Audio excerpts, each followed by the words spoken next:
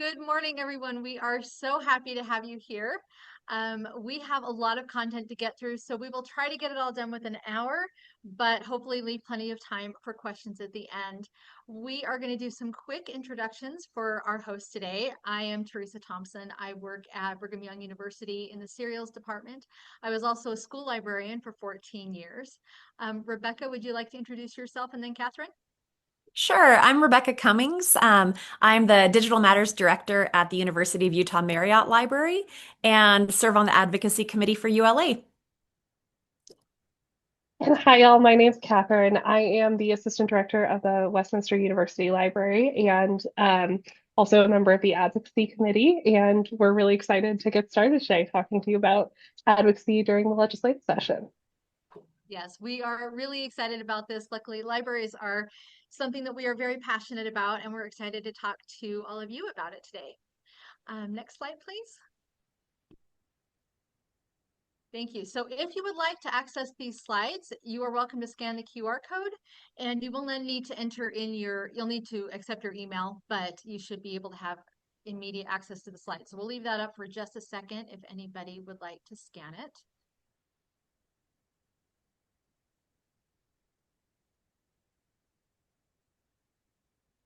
Okay, thank you so much. And we can come back to this at the end as well.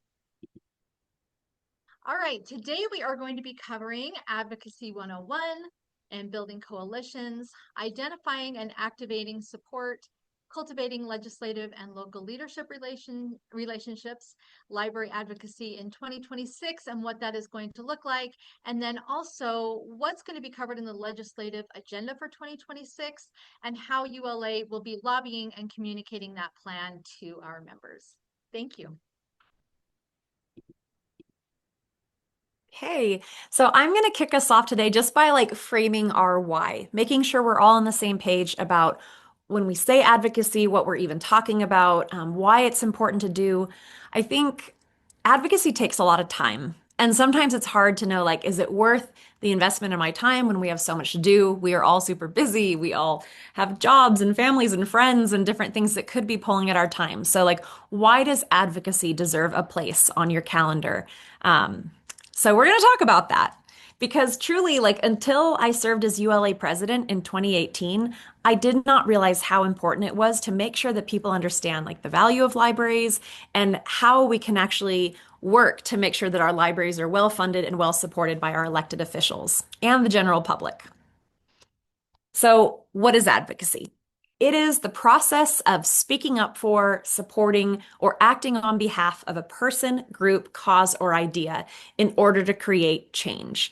And that change is really nebulous. We could be talking about increasing funding or making sure people are aware of all the great services libraries have, but basically it's a matter of influence. Advocacy, another big point, is a long game.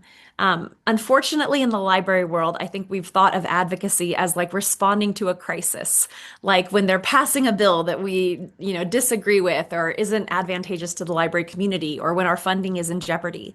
But the truth is that advocacy is something that we need to be doing all the time. It's really focused on long-term support and relationship building, not just, again, for moments of crisis. Now, ultimately, it is about influencing others to achieve a desired outcome. So, more funding, favorable policies, positive public opinion, increased knowledge, again, of the services that we provide and the value that we bring to our communities. So, it's doing a thing to create the world that we want to see. Okay, so that's the what. Now we're going to talk a little bit about the why. Why do we need to care as library professionals and as our state professional association about advocacy? Well, in part, it has become because libraries are publicly funded, and public funds are finite. They are subject to public and political scrutiny, and they're allocated according to actual need and perceived demand. And when you think about the pot of public money, there's a lot of things that are demanding attention. We have our schools and our fire departments and our public parks and all these amazing systems. We need to make sure that people know that libraries aren't just nice to have, that they are a critical resource for our communities, and to be really clear about what we do and why it's so important to fund us. And another reason why library advocacy is important is because something that we've all learned over the past few years is that together we can make a difference. It may not seem like it on any given day. Sometimes you think, okay, I'm going to call my representatives. They don't care. They get millions of calls. But the truth is, like when we show up and work together, we can change things. And I have a picture on this slide. Maybe some of you are aware of the bill last year, HB 267, that affected our labor unions and our public workers. It was meant to ban collective bargaining for all of our public sector workers. And I was so inspired to watch police and fire and teachers and, yes, librarians show up in opposition to this bill and say that our public workers deserve a voice, that individually we don't have the power to collectively bargain and to make demands for things like safe working conditions and fair pay. And so when that bill passed, people got to work. They collected 320,000 signatures to have HB 267 on the ballot. They rallied public support. They affected the media to let them know about this story and to keep it at the front of people's minds. And ultimately, the legislature just had a special session to repeal HB 267 because public opinion was so obviously in support of our public workers. So for me, that was just one example of how when we work together, when we're organized, when we speak with one voice, how we really can influence policy in support of libraries and our community. Now, before I pass it back off, I think to Catherine, I just had two final thoughts. A lot of people feel like they don't want to do advocacy work. Like it seems really scary to have to talk to their elected officials or to be like the voice for libraries, even though every single one of you is qualified. But truly, like 90% of advocacy is just showing up. It's just being at the Capitol on Library Day at the Hill. It's calling your elected officials. It's getting in coalition with people who care about what you care about. It's giving public testimony, but showing up and speaking up on behalf of libraries, like that is the work. And I think all of us can talk about the great work that libraries do and the impact that we have on our communities. And then the other thing I wanted to say before I pass off the time is that silence and lack of advocacy is costly. Again, there are a lot of things competing for attention in our legislators' minds or our city councils or people that are, doling out public funding. To not show up means that librarians' voices aren't at the table when these decisions are being made or when money is being allocated. And so if we want to have long-term political power, we have to keep showing up and engaging in advocacy. As uncomfortable as it might be, as ill-equipped as we think we are, it is so important that we show there and speak up on behalf of libraries. So that's my pitch. And now I'm going to turn it back over to Catherine. Yeah, before I get started, Teresa just answered this question in the chat, but Angela asked, do we have a library day on the Hill scheduled for this upcoming session? We do. Teresa will talk about this a little bit later. I just want to make sure I get this right. It's the 5th of February. Okay, February 5th. So please continue asking questions in the chat. We will answer them either kind of live or someone will answer them in the chat for you. Rebecca, thank you so much for talking about kind of our why and our what of advocacy. I get to talk about the how of legislative advocacy and primarily how the legislative session works. Can we go to the next slide, please?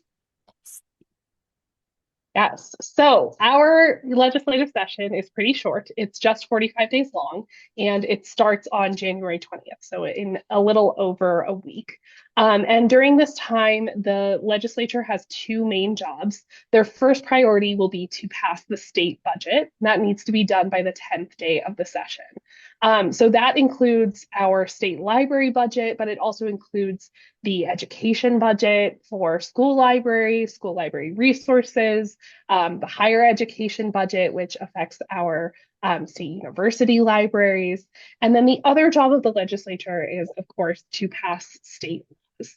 And usually about 500 bills are passed. And our lawmakers say they'll see over 1,000 bills over this time. So January 20th is going to start us off pretty fast and furious. And We know that some of these bills will inevitably impact libraries, whether they're directly related, things that we've seen like book banning or required background checks for library workers, or they'll affect our patrons or relate to our values. So bills that affect homelessness or net neutrality. And these are all things that we want to be keeping an eye out for. So when a bill is in the legislature that affects libraries, it's critical, as Rebecca said, that our voices be part of that conversation.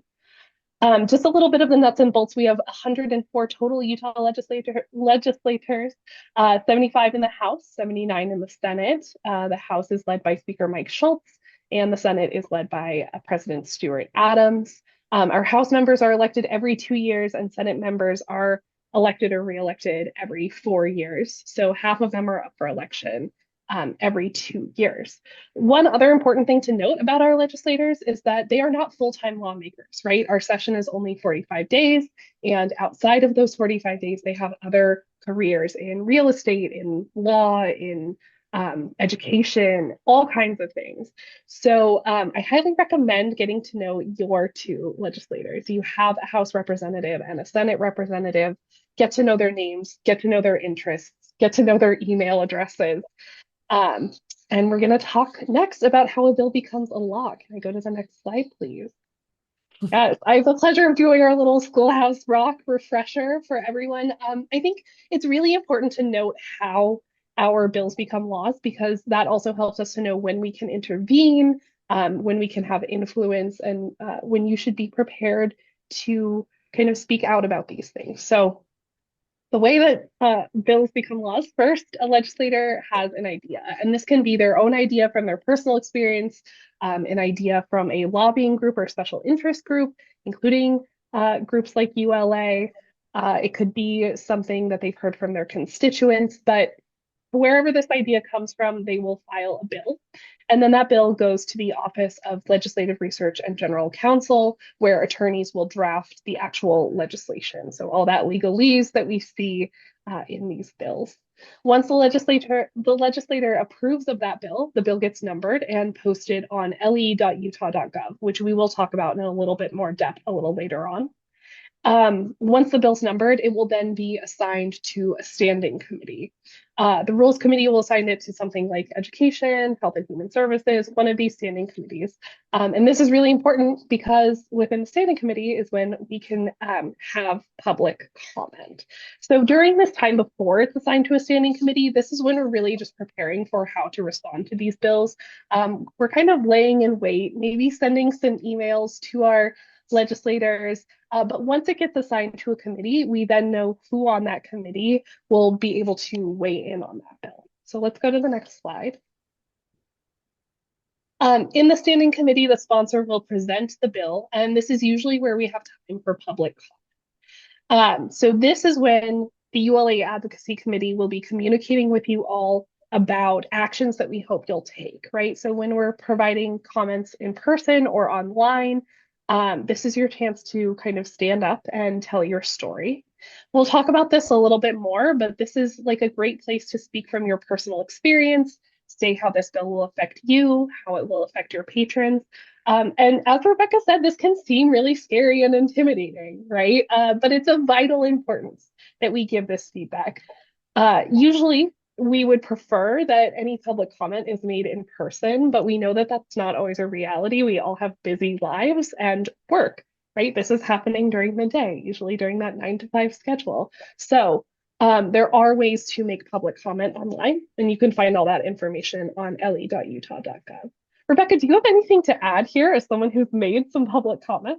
Oh, I mean, you're doing such a fantastic job going over this kind of like onerous process. But one thing I'll say on public comment is you don't always know how much time you're going to get, and that can be really frustrating if you want to be prepared. So if there is a bill you feel passionately about, I would have a 1 minute version, a 90-second version, and a 2 minute version ready to go. You don't have very much time, and you want to get as much of the meat of your comment into like so it's good to be prepared. And if you really care, come prepared with like a 1 minute, 90-second, and 2 minute version.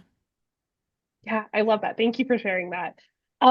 During this time when the bill is in committee, the committee will also take action on the bill. So this is when They can table it, hold it, amend it, or pass it on to the House or Senate. So they'll pass it on to one of the chambers. Once a bill's passed on, it gets a second reading to the entire chamber and is placed on the calendar for a third reading. During this time is a really good time to be sending short, polite emails to your representatives asking them to vote a certain way and why. We'll talk about this a little bit more later as well. But this is the time to be saying, hello, my name is blank, and I would like you to vote yes or no on this bill for XYZ reason. After the third reading, amendments and substitutions can be made, and then the bill is voted on by the full chamber, House or the Senate. And then if the bill is passed, it's sent to the opposite chamber to go through the whole process again. So it's first reading, the standing committee, the second reading, the third reading, and final passage. So you have an opportunity to do this all again in the opposite chambers. We kind of have two times that we can intervene. Okay, and then I think we're on to the next slide. Once that bill is passed in both houses, which takes 38 votes in the House and 15 votes in the Senate, the bill is signed by the president and the speaker, and then returned to the OLRGC to check for mistakes, double check amendments, and then it is delivered to Governor Cox to sign. He then has 20 days to take action. If he signs the bill or doesn't sign the bill, it becomes law. If he vetoes the bill, then it does not become law unless it's overridden by the legislature. And it is important to note that we do have a veto-proof majority. There is a veto-proof majority in the legislature right now. So those vetoes can be overridden, but it's still a really complicated process. And the reason that we talk about this is so that you know what this process looks like. I would also say, and Rebecca, you can correct me if I'm wrong, this moves really quick, right? So when a bill is assigned to committee, we're usually given about 24 hours of notice that it's been assigned, and things just move very, very fast, right? We only have this very short session in which to pass 500-ish bills. And so it can be really hard to keep up with all of this. And I think that's where the ULA Advocacy Committee can come in and kind of help you to filter out some of the noise, because you will be hearing in the next 2 months, like quite a bit about what's going on up on the Hill. And as it relates to libraries, we will try and keep you as informed as possible. Okay, let's go to the next slide. This is just a list of some of the committees that are really important to libraries. Obviously, the Education Committee, Beadle, Higher Education Appropriations Subcommittee, Public Education Appropriations, and Executive Appropriations. These are just a few to keep your eyes on and places where you may be making public comment in the near future. All right, next slide. Okay, I've mentioned le.utah.gov a couple times, but this is a really important site for you all to know about. It's where you can find who your legislators are if you don't know them already. It's where you can read the bills, listen to committee meetings online, make public comment online, explore the budget. It looks really complicated when you first log on, but we're library workers. We love research. So definitely poke around. I recommend creating an account. You can create an account where you can track you can track bills. This is the first session where I've created an account. It's already really helpful. You can set email notifications to let you know when there's movement on a bill that you care about. Another really great way of staying informed. And on our next slide, you will see that the ULA Advocacy Committee also has a mechanism for showing you which bills we're tracking. So on the ULA website, we have the sort of drop-down menu for advocacy. And if you click on bills tracking, you can see the bills that we are actually tracking during the session, which bills are important to libraries. Again, we're really planning to communicate a lot with you all. You're probably going to get a little sick of our weekly emails during session, but this is another way for you to stay informed about what we care about and kind of what we're taking a look at. So Two great websites to bookmark right now. All right, our next slide. We're trying to move along at the quickest clip we can because this is a lot of information. Um, just a little information about how nonprofits like ULA can participate. There's often confusion about what we can do as citizens, as ULA members, and in our day jobs. This is mostly about how nonprofits can participate. So we can lobby, but no more than 20% of our budget and annual activity can go towards lobbying. We can invite elected officials to our events. We can release voter guides based on survey responses and can host debates and candidate meet and greets. Staff can lobby and volunteer on campaigns, and we can keep our members and supporters apprised of advocacy issues and developments, which we will be doing during this session. We can educate the public on legislative issues. So we can say, as ULA, here's some information about these issues, and we can take positions on bills, right? So ULA can say, we oppose this, we support this. And very, very, very, very importantly, staff and members can run for office, including Rebecca Cummings, who has run for office previously and will encourage you all to run for office as well. Okay, we have a comment in the chat about, yes, about literacy. And so we'll continue to talk about that a little bit later. Rebecca, anything to add about what we can do? No, I think this is it's nice that we have something we can go back and refer to. And when in doubt, you can always check online. I mean, really the question at play is what can a 501c3 do? And that's what ULA is. There's different categories. So there's like 501c4s that can do things that we can't do. But we always want to make sure we're not running afoul of the law. We can't give I don't think we can do like an A+ rating for different Yeah. legislators or anything like that. But we can. I mean, thinking of it as a librarian, like we can educate people, we can let them know, and we can let them know like what librarians are in support of and not. So I think Catherine, you did a beautiful job covering this. And I will say, like running for office, the filing deadline was yesterday. So if you'd hope to run this year, it's not going to happen, but every year is an election year. Next year's your year. All right, let's go to the next slide. This is a little bit of like what we can't do. We can't endorse a candidate, so we can't say ULA supports X candidate for office, and we can't raise funds for a candidate directly or give money to a PAC. We can't accept donations from a candidate or PAC. We can't share our mailing list. Not that we would. We will not share your information. And we can't provide like ULA volunteers for a campaign. Again, you are welcome as a member to, volunteer your time, but we can't say, okay, all ULA members are going to go volunteer for this campaign. We can't donate our facilities for a partisan event or give cheaper rental rates to a candidate. Again, not that we would. And as Rebecca said, we can't say this is an A+ person for libraries, this is an F- person for libraries, and we can't advertise for a candidate. So just a few things we can't do as a 501c3. Super important to know as well.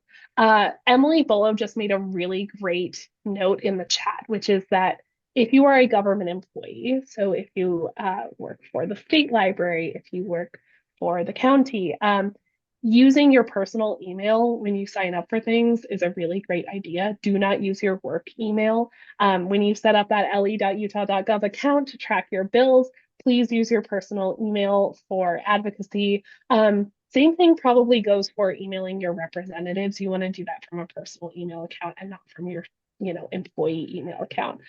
Teresa and I are kind of funny in that we're from the two universities in Utah that are not state institutions, but I still think it's a really good idea for any advocacy work that you do, even if you are one of our coworkers, to be using a personal email rather than an employee email. Yeah, and Catherine, I'll add to that, and maybe we have this on another slide, but when you Yeah, introduce yourself also, like at the Capitol, I really never say I'm Rebecca Cummings from the Marriott Library. I always say I'm Rebecca Cummings from the Utah Library Association because it just feels a little bit more neutral. Again, it's a 501c3, not a government organization. So I feel like it's better to wear that hat when you're doing advocacy work. yeah, absolutely. Such a great tip. Okay, next slide. I'm going to pass the time over to Teresa. Thank you so much. Yeah, and we're really excited to be here as a ULA organization. I mean, even though we all come from so many different areas and so many different types of librarianship, we're all part of this motivation that we have to support all libraries. So I get to talk about the process of advocacy and how political power happens as we all work together. So supporters, voters, constituents who are aligned with your values. I'm gonna jump ahead. There are three sources of political power: the voters and supporters, building relationships, and of course, money. The supporters, voters, and constituents who are aligned with your values are really important to be working together to help your message, to get your message out. Um, Building relationships between constituents and elected officials is really important. And then, of course, the money donated to campaigns and organizations. Next. So Let Utah Read is a great example of tapping into a base of like-minded voters. So Let Utah Read had 2,500 participants at this time last year. The support list is now over 6,200. That's a 75% growth during the legislative session, January to March, which is amazing, and 140% growth in the last 12 months. And ULA is also tracking our growth as well. Regarding political power, through Let Utah Read, we are building a base of support and the ability to mobilize others to take action on their behalf. So this is the whole point of becoming an advocate and being able to mobilize ourselves and others as we work together. As Rebecca had pointed out about the petitions, they allow supporters to self-identify as supporters, and it helps us create the list of people who will take action on behalf of libraries. All right, the Fight for First is a digital advocacy platform by every library. It provides tools, training, and resources for local activists to defend First Amendment rights, primarily against book bans and censorship in libraries. And it offers supports for petitions, organizing, media outreach, and fundraising to protect access to information and intellectual freedom in communities. Let Utah Read is active on this platform, and most recently, they have been joined by Let Davis Read. Now, both organizations feed into a single database of supporters that we can communicate with and activate. So that's a really great way of coming together. When we're talking about building relationships with elected officials, as an advocate, it's important to build those relationships because you become aware of when they are involved with ideas that you care about, and they can identify you as a person who they can reach out to when they're seeking to understand how ideas and bills affect people and organizations in their communities. There are many ways to build relationships, whether it is proactively connecting through meetings, lunches, emails, phone calls. Just recognize that a lot of that work will probably happen post-session because they are very busy during the legislative session and probably won't have time to engage. So this kind of one-on-one advocacy is primarily an off-session legislative activity.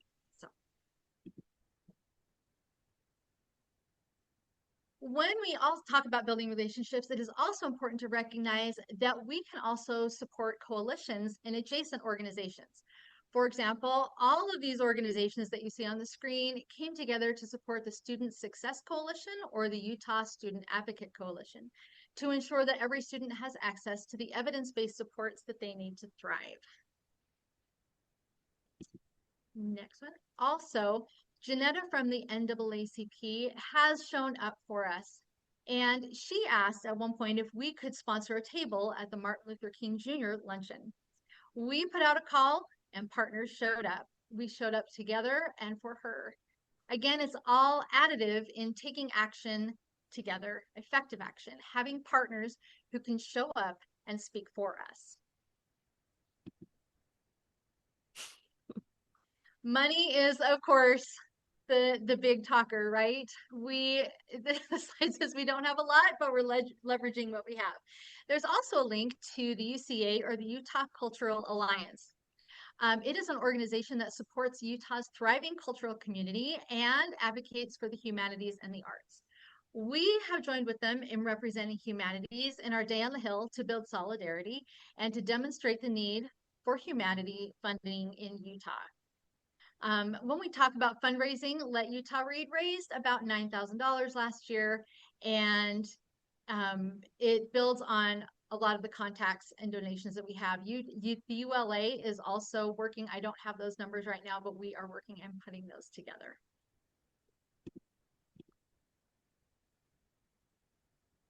So to recap, advocacy tools and strategies include action campaigns like emails, letters, and public comments, as Catherine was talking about, relationship cultivation with elected officials, awareness campaigns, social media, supporter ID with petitions and tabling, coalition building, publications, political theater, like rallies and read-ins, the advocacy days and conferences, and we'll be talking about some of those read-ins and advocacy day.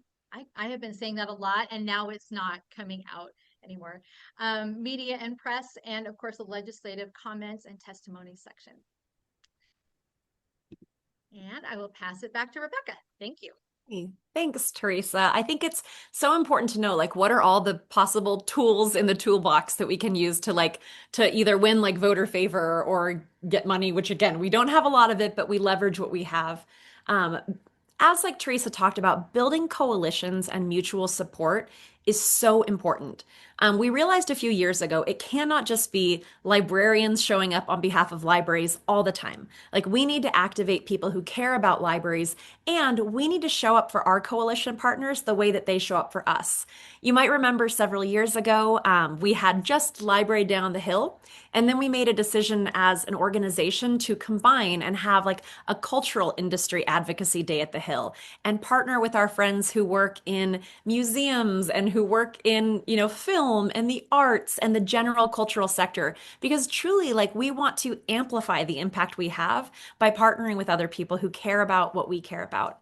And we have a lot of coalitions, like even within the library world. We have the Utah Library Association. We have the Utah School Library Association, which used to be known as UELMA. We have UALC, which is our academic library consortium. We have the Utah State Library. We have the Utah Education Association. These are all powerful library and education partners that we can amplify, especially UEA, because they have a huge database and they're much farther along the trail of advocacy than we are. They've been doing this for a really long time. And so we can rely on them to know, like, again, how to build support, how to get your message out.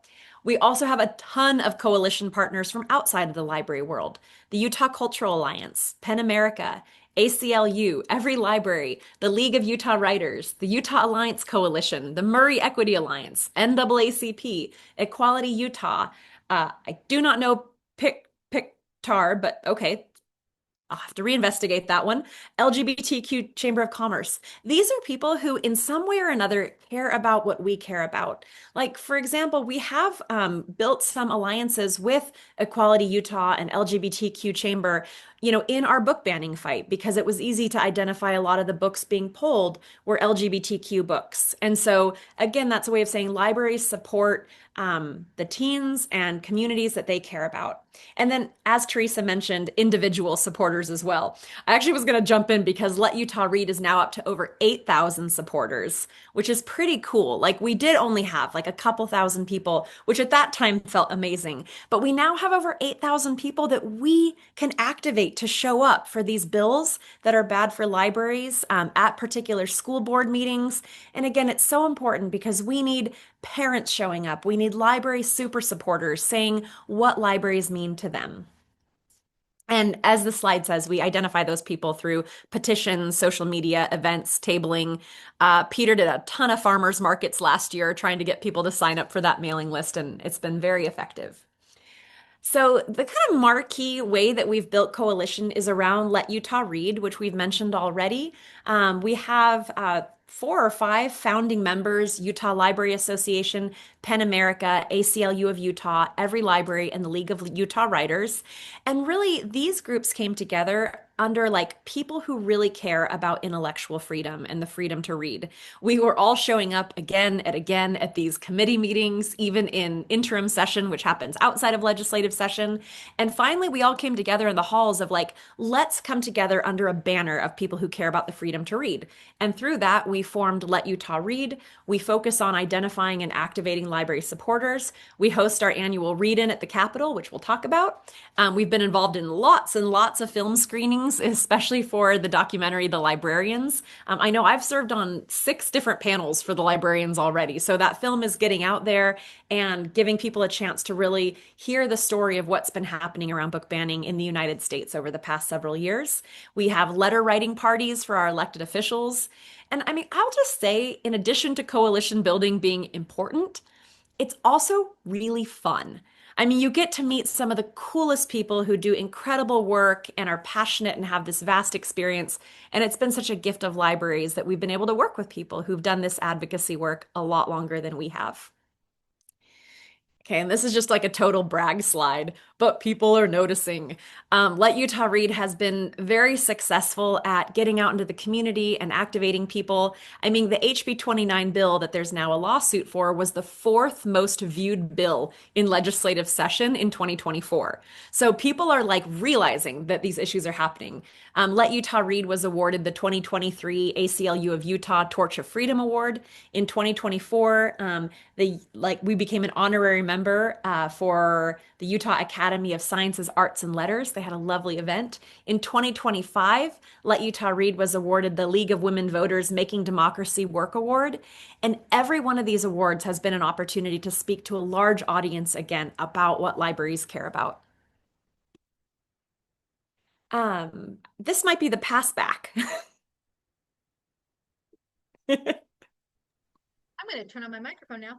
I am really excited about this. So I am going to be working with Frances Brummett on our Day on the Hill. As we said, we were working with the CAD, the cultural. So it's really the Cultural Advocacy Day on the Hill. So we've teamed up with arts, film, museums, and humanities. It will be February 5th at between 8 o'clock and 3 o'clock. Luckily, I think we're planning on wrapping up about 2. So if you could be there in the morning, we will be sending out an information sheet here shortly. And through that information sheet, you can register. And I've explained exactly how that registration process will happen. You can sign up for a box lunch or not. You're welcome to bring your own. But really, the whole point is to get us there, showing our support for libraries and advocacy. Again, as they were talking about, when we come to this, we are representing the Utah Library Association, not necessarily our individual organizations, although all of that works together, right? But we are there as librarians and showing our support for the absolutely necessary work that libraries do in conjunction with the other humanities groups. My contact information will be on the information sheet coming out. So if you have any questions about wanting to participate or how it's going to look, please feel free to reach out to me. All right, next. So we have our read-in at the Capitol on February 13th from 3:30 to 5:30. Rebecca, do you have anything that you would specifically like to say about this, or? Yeah, I mean, I'll just say this is one of my favorite events of the year. It's so much fun. You know, we come to the Capitol, we bring our banned books. There's now 3 more you could bring. You could bring The Perks of Being a Wallflower, 19 Minutes, or Wicked, and be super topical. And it's just an awesome chance to hear speakers. We have our student speaker lined up, who's actually going to be Dan Compton's daughter, which is so great. We've got author speakers lined up. We're going to hear from one of the attorneys on the HB 29 lawsuit. And it's just a great chance to get together and celebrate the freedom to read and libraries. And the vibes are fantastic. So I really hope we see you all there at the Capitol. Again, 90% just showing up.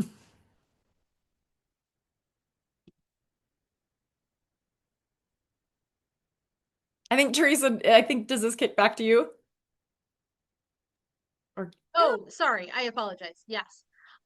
So this year we do not really have specific asks that we're looking for, but what we're really trying to do is show the power behind the ULA, behind the librarians, because there are going to be bills that could not, I don't want to say hurt, maybe hurt is the correct word, but really, we are lobbying to make sure that state legislatures understand how important libraries are to our communities, especially I have a passion for it in the literacy realm. And we already know that reading scores are going down. This is so vitally important. So most years there are things in the legislature that affect libraries, either actual budget items or issues that are of interest to librarians, such as censorship, access to information, and privacy. One of our goals as an advocacy committee is to keep an eye on these things and mobilize around them. So as we come to see more of what's going to be happening during this legislative session, we will be reaching out to the ULA members and helping to keep you informed and helping you understand how you can be activated. Great. And I'm going to bring us home by talking a little bit about our legislative agenda and how to get a little bit more involved. So our legislative agenda is obviously still evolving. Some bills have been filed, but we're going to see more. I'll start with the state library. I'm so sorry. They do not have budgetary asks for this legislative session. They're anticipating, and they say prepared for, a 5% reduction across all state agencies in budget, which is unfortunate, but Kara Rothman has reassured us that they're ready for this. One really exciting thing is that they are involved in the statewide literacy initiative coming from the governor's office. It's really exciting to see literacy discussed at this high level and to see that libraries will be involved as a partner. There's a focus on furthering Senate Bill 127 in supporting the science of reading to increase literacy rates. Teresa mentioned that literacy rates are dropping, so this commitment to kind of increasing those literacy rates is really great and something that we really want to see. And during this time, the state library is going to be continuing to highlight all of the literacy programs and services that the state library and public libraries provide. In addition to that, we will likely see a few bills that are directly related to libraries and library materials. We're anticipating that some of these will be related to digital book banning, and actually we saw one drop either late last night or early this morning that Rebecca's going to talk about in just a moment here. But we're hopeful that there will be some good library bills that are forthcoming this session, and we'll be communicating with all of you about how to show your support for those good bills. I did hear, I think earlier this week, that Representative John Arthur is going to be running a bill about school librarian credentialing and expertise, which is really exciting. But HB 197 was filed, and this is not a great library bill. Rebecca, I'm going to turn it over to you to talk about the school materials amendment. Sure. Thank you so much, Catherine. And I hadn't even heard about Representative Arthur's bill. That's exciting. I mean, I feel like the last few years we've been playing so much defense, but the truth is there's so much offense we could be playing. Like we should have a certified teacher librarian in every school. And I'm really hoping like maybe this bill gets us a little bit closer to that. But the bill that I'm going to briefly mention is HB 197. It's run by Representative Nicolene Peck, who ran a database bill last year as well. And there is no Senate sponsor, but we'll probably anticipate that she'll get one. But this is the school materials amendment. I haven't had a chance to do like a line by line reading of this bill, but other people have. And my understanding at this point is it expands the definition of sensitive materials. It expands the kind of materials that our current laws apply to, including everything inside of our academic databases. It has some kind of interesting language inside of it that would require an AI tool in our book selection process and book review process. Now, people always ask us, like, what bills do you see coming down the pike? You never really know until you get close to legislative session and people start filing bills and you can see the language. But you might be familiar with the legislative audit that happened a month or two ago that basically said we needed more tight controls on the selection of library books. So we're going to take a close look at HB 197, see what our specific objections are, because it's not always about killing a bill. Sometimes it's about improving a bill. So if you can, and it's a bill that doesn't help libraries, then we'll come out and opposition, which we are with this bill, but sometimes we can also just make improvements to something. So we're going to take a look at this. We'll get you more information about what it says, but my guess is that it creates like kind of an undue fiscal burden on libraries with some of the language that we've seen, that it's unnecessary because we already have relatively strict filters in the state of Utah. In fact, EBSCO refers to their current filter as the Utah filter because we have stronger laws than anybody else in the country. And so it's important to have our messaging together that this bill is unnecessary, that we're doing a lot of this work already, and that it's fiscally irresponsible. And then I'm curious to look a little bit closer at the AI piece as well. Thanks so much, Rebecca. Yeah, and the other piece of this is going to be continued relationship building. Obviously, we want to continue building relationships with people who have the power to pass laws. And even when we disagree vehemently with our legislators, we want to make sure we're being respectful and keeping the door open for communication because we know that libraries provide really essential services to our communities and, in fact, bring so much value to our communities. So we're always looking for ways to communicate that and remind our representatives of the mission of libraries and how they align with their legislative priorities, right? So not just saying we oppose these bills, please, vote these down. We hate this, but really like, hey, here's actually what we're doing. That isn't, providing pornography to minors or trying to get, all this stuff slipped through in databases, which is just wild to me. But we really want to be saying, here's what we actually add to our communities, and here's how that aligns with exactly what you're doing. So on the next slide, we'll talk a little bit about kind of what our tactics look like, right? So we want to stay connected with legislators and our coalition partners. We told you to track bills on le.utah.gov, and I dropped a link to the bill that Rebecca just mentioned in the chat. I also really recommend following your legislators on social media and subscribing to their newsletters. Some of them will send out like a weekly, a monthly newsletter or a more frequent newsletter during session. One of the things that's really important to note is that ULA has members across the state, right? So I live in Salt Lake, Rebecca lives in Salt Lake. Our legislators probably know us maybe a little too well, and they know what we think about libraries. But for those of you who are around the state and in other areas, you can have a huge impact on like what our legislators are thinking and doing because they may not know a librarian in their area, right? They may not know what we're thinking about libraries and what we'd like them to know about our library services. So if something comes up with your legislators that you see on social media or in their newsletter that you'd like to share information with us about, please do reach out to us. You can reach out to the three of us. Mindy Hale is also here.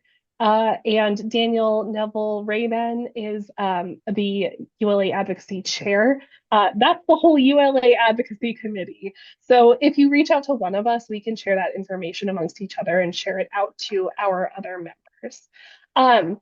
We do also have a lobbying partnership with the Utah Cultural Alliance, and they can help us with lobbying, and we're ready to activate you all to give public comment. We'll be using email blasts throughout this session, so you'll get a weekly email from us and then an email blast for any sort of crisis response. Like I said, we may give you less than 24 hours notice because things move really quickly and bills get added to standing committee agendas within like 24 hours. So things develop rapidly and quickly, but we would love it if you would feel comfortable giving public comment in person or online. Emily Bolo mentioned that for those of you who are government employees, there may be some restrictions on when you can do this. But if you're able to take a lunch break, a 15-minute break, and just log on, give comment, or head up to the Capitol, that would be really, really great for us and for you and for libraries. Okay, next slide. I just want to talk a little bit about relationship building during and between sessions. Teresa mentioned that our legislators are incredibly busy during sessions. So there are some strategies that work better during session and some that may work better when they're a little bit less busy. So the best thing you can do is stay in touch during session and send very short, direct, personal emails. I have a few tips for you here. I think one that Rebecca always reminds us is that you should always put from your constituent in the subject line because you're the person who will get these people elected. You're the person they're supposed to represent, and your opinion matters. So when you're emailing your legislator, always remind them that you are their constituent, and that their whole job is to represent you. So um, keeping that in the subject line means they're a little bit more likely to open it than if it's just from some random person. When you're writing, always use the representative's title. So, Dear Representative Hayes, Dear Senator Bluen, and introduce yourself and your organization. So, something like, my name's Catherine Patterson. I am a member of the Utah Library Association. It's okay to introduce yourself as a member of ULA, and as Rebecca said, probably a little bit more useful than as a member of the institution that you work for. And then get to the point with your ask. I'm asking you to vote no on HB 29, sensitive materials review amendments. Name the bill's number and name, because again, they're going to be seeing about 1,000 bills and they're not going to know off the top of their head what each bill number is. And then follow up with a personal story and data briefly that shows why you're asking them to take this action. It's always a good idea to thank them for their continued support for libraries, especially if you can find a specific example of them having supported libraries or something that relates to library values in the past. And if there's anything that they ask you for, if they reply to you or if they ask you for more information, always make sure that you're following up with that information as well. We also recommend that you interact politely on social media, again, framing yourself as a constituent and an expert, and that you research your officials and show up for their events. Go to town halls, go to conventions, go to trainings, go to the Capitol. Um, Find mutual interests with your elected officials and match them with library services. This is something we're also working on as an advocacy committee. So you might get an email from us one day saying, hey, would you be willing to reach out to this representative? You're in their district or your library is in their district, and we'd like to connect them a little bit more with libraries or loop them into what we're doing here. After session is over, our legislators will have a little bit more free time, so it's great to call them to chat with them, ask them to lunch, invite them to library events, build relationships with your city council members as well, not just your state representatives. Go to campaign and party fundraisers, volunteer on a campaign. The more someone knows you, the more likely they are to support you. I have a friend in the legislature, and she always says that she knows so much about the people that show up continuously to her events. Like, she'll tell me about this guy who's really, really invested in public transportation and talks to her about public transportation at least 4 times a year. She knows his name, she knows his interests. And when bills come up that he's interested in, she thinks of him first. So be that person that they think of first when it comes to libraries, library service, and making connections with what we do for our communities. Anything to add there, Rebecca? No, that was incredible. Okay. Thank you. All right, we'll keep going because we want to have time for questions. I'm just going to very briefly mention there are in the slides, which you should have access to via that QR code at the front, which we'll put up again.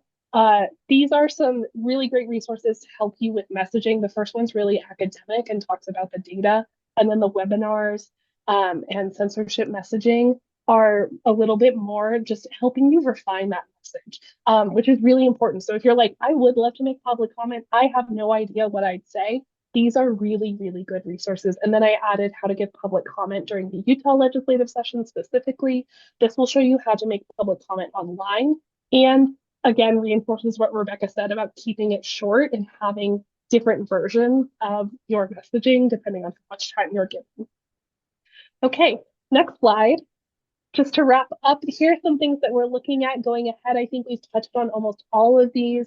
So I won't go into them in any depth to give us that time for questions, but advocacy is part of the ULA strategic plan. So if you're a member of ULA, this is something that we're really invested in continuing. So please feel free to join us. We'll go to the next slide.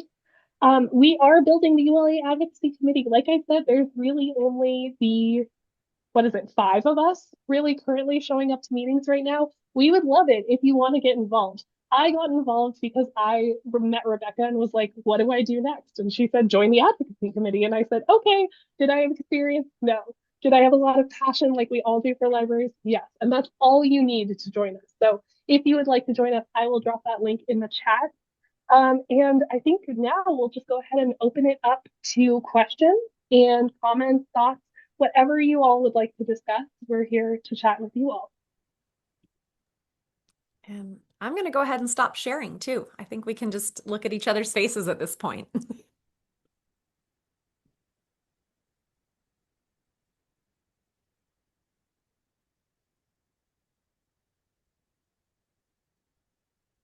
Oh, Catherine, I think you might be. Sorry, I muted. Feel free to throw questions in the chat, unmute yourself, and ask us whatever works for you. And also, I'm happy to stay on a few minutes longer if anyone wants to keep chatting. I don't want to speak for Catherine and Teresa, but I can say too. Yes. Looks Hello, like we have a everyone. raised hand. hi, Lee. Hi, good day. Great presentation. Thank you so much.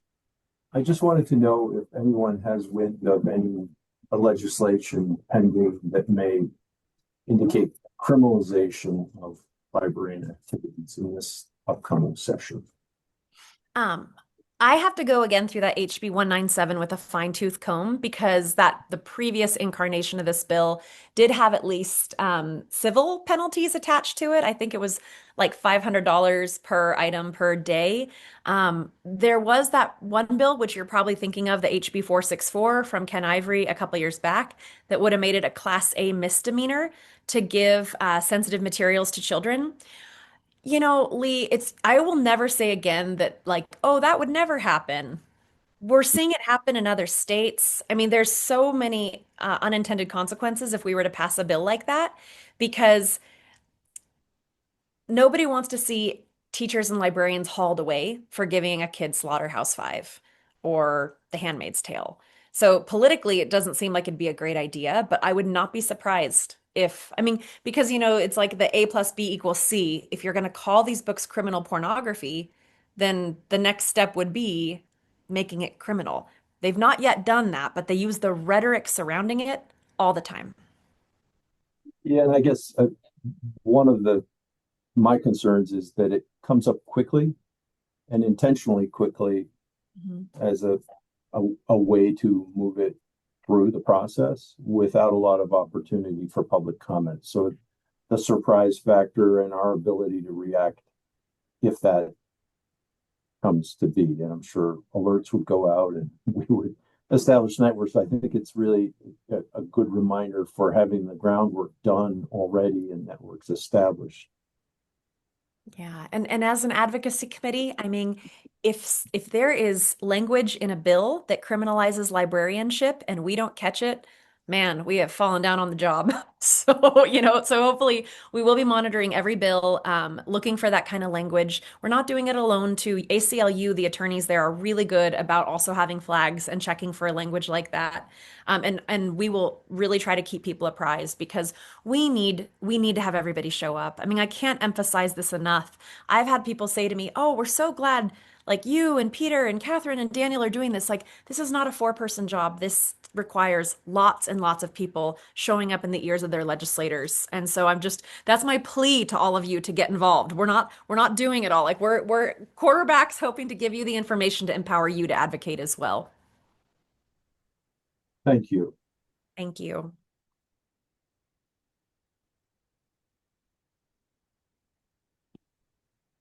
Yeah, and Teresa, to kind of speak for both of us, we're both really new to this, right? Like Yeah. this is not something that, maybe we've had a little experience in advocating for other issues, but it's okay if this is something that feels uncomfortable or feels new for you or feels like I don't know where to get started. I think in Rebecca we have a really great resource of someone who's done this before. But yeah, I think it can feel really scary and it can feel like, oh, if I say the wrong thing, will I doom libraries forever? No. If you show up, if you make relationships with, your legislators, the work that you're doing is good. I've Well, never once seen a librarian show up and stick their foot in their mouth either. Not even one time. I feel like as a profession, we're pretty good with words and we care deeply about the work we do. And with public support and funding, we can do more of it. So I agree with Catherine. I wouldn't let that worry you too much. Well, and I'd like to kind of piggyback on that a little bit. So for all my time I spent in elementary school libraries and junior high school libraries, I always wanted to be involved in advocacy. But I think that as librarians, when we're in our little office and we're in our little libraries and we are working in the stacks or we're working on our computers, we feel kind of isolated. And I didn't, for the longest time, I didn't feel like my voice mattered, that it was important. You know, I'm reading creepy pair of underwear to kids and that's like my job, right? But at the same time, we have experiences that these state legislatures can't even imagine that we're having. And if we don't tell them about these experiences, then they can't support us in that. They're going to be doing whatever it is that they're doing in their own mind. And so I was really grateful when I had this opportunity through the ULA to be on this committee. And so if anybody else just feels like they're in their small little job, we need those voices of what happens every day in our little libraries.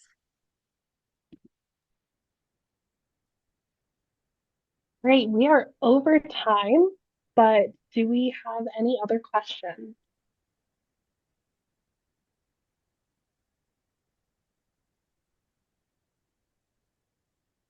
All right. Look forward to hearing from us. I'm going to stay on. Rebecca, it sounds like you can stay on. If you have questions, Mindy, can we stop the recording and